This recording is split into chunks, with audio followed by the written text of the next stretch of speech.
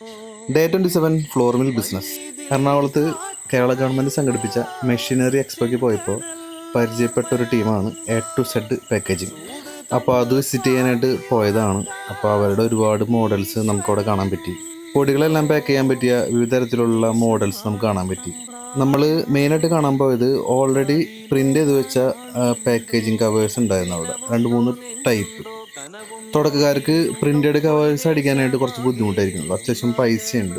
Cylinder type അല്ലാത്തത് ചെയ്യുമ്പോൾ ഒരു കവർ അടിക്കാനായിട്ട് 10,000 തൊട്ട് 15,000 രൂപ മിനിമം ക്വാണ്ടിറ്റി വേണ്ടി വരും. അത് ഒരു കവർ അടിക്കാൻ വേണ്ടിയിട്ടാണ്. അപ്പോൾ അങ്ങനെയുള്ളവർക്ക് തുടക്കത്തിൽ പ്രിൻ്റഡ് കവർ ഉപയോഗിക്കണമെന്നുണ്ടെങ്കിൽ ഇവിടെ വന്നിട്ട് അത്യാവശ്യം 1 kg ഒക്കെ എടുത്തിട്ട് പരീക്ഷിച്ച് നോക്കാം. പെർ kg 300 ആണ് ഇവരുടെ റേറ്റ് വരുന്നത്.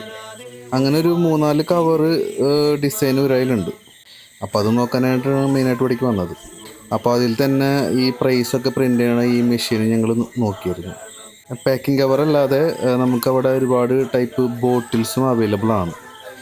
ഇവിടെ സ്ഥലം വരുന്നത് ചേരനല്ലൂർ, അതായത് എറണാകുളത്ത് ചേരനല്ലൂർ എന്ന് പറയുന്ന സ്ഥലത്താണ്. സിഗ്നലിൻ്റെ തൊട്ടടുത്ത് തന്നെയാണ് ഇവരുടെ ഓഫീസ് വരുന്നത്.